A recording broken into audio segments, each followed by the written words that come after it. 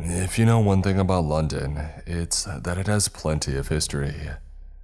The founding of the city can be traced back as far as the year 43 AD, when Roman armies began their occupation of Britain under Emperor Claudius. London has since seen many things over the past 2,000 years, so there's no surprise that in a locale with such a deep and rich history, there's speculation of some spirits who just can't seem to let go. Haunted locations and amusements are commonplace throughout the city, but even amongst all the talk and conjecture, one home stands out against the crowd. 50 Berkeley Square. Considered by many to be the most haunted home in London, but how did this seemingly unassuming building manage to hold its own against the numerous haunted heavyweights that London has to offer? The start of the tale goes back to the 19th century. 50 Berkeley Square has a relatively mundane beginning, according to the records. Notably, it was once the home of George Canning, who was the former Prime Minister of the United Kingdom. He owned it until his death in 1827, or after it was inhabited by Miss Curzon until her death at the age of 90. Strange happenings began when the next tenant moved in during the year of 1859.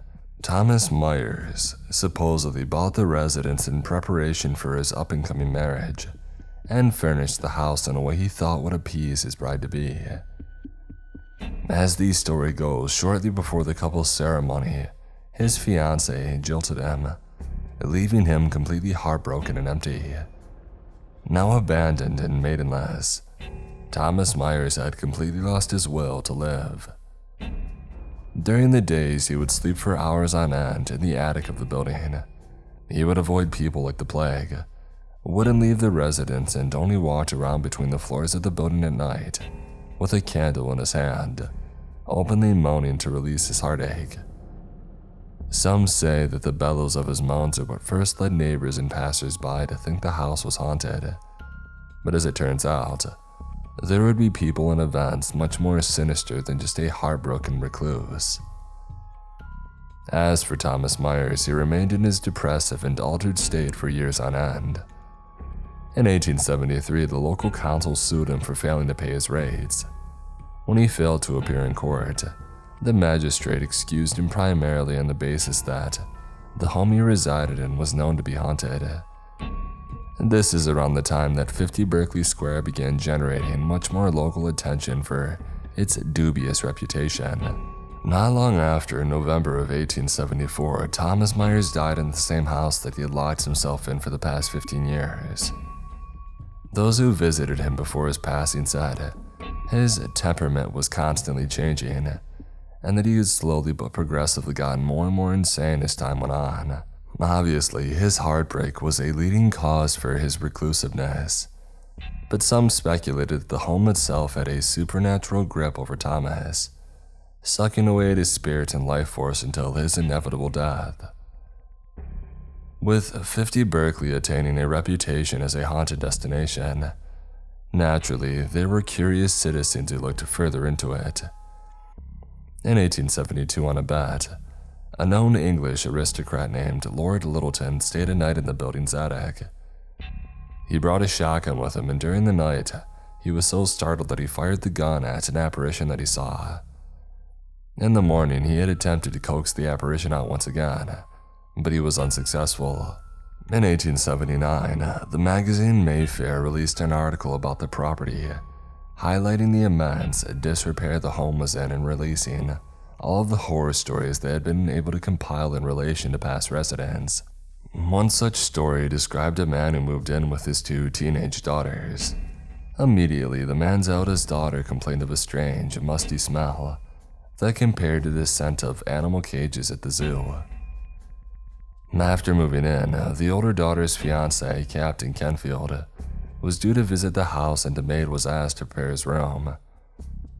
After the servant had gone upstairs to begin her preparations, she screamed bloody murder, prompting the whole family to rush and check on her. The maid was collapsed on the floor, muttering and repeating to herself, "Don't let it touch me, don't let it touch me."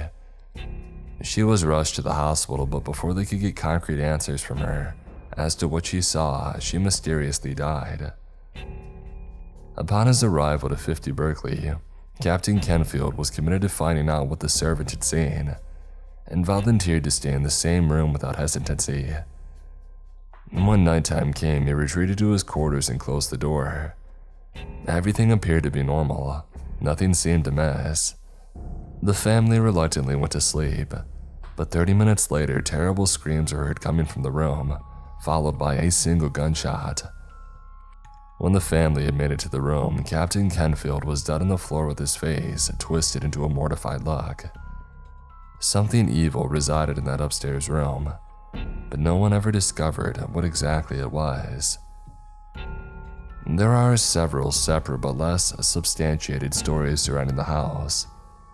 Supposedly, the upstairs attic room was haunted by the spirit of a young woman who flung herself from the window and tragically died after trying to escape her uncle who was abusing her. It's said that she can take on the form of a brown or white mist and is constantly seeking retribution for how horribly she was treated during her life. Another tale speaks of a little girl who was killed by a sadistic servant and is said to haunt the attic. Alongside her, there was a young man who was locked in the attic room and was only fed through a hole in the door. He was locked there for years until he eventually succumbed to madness and he had died. After hearing all of the horror stories connected to the house, a nobleman arrived wanting to disprove the haunting. He was prepared to stay in the cursed attic room and he brought a little bell with him to alert the other inhabitants. He told them to only come assist him if he rang the bell twice. If he rang it once, it was simply to ease his nerves. After everyone had gone to bed, the bell rang once minutes after midnight.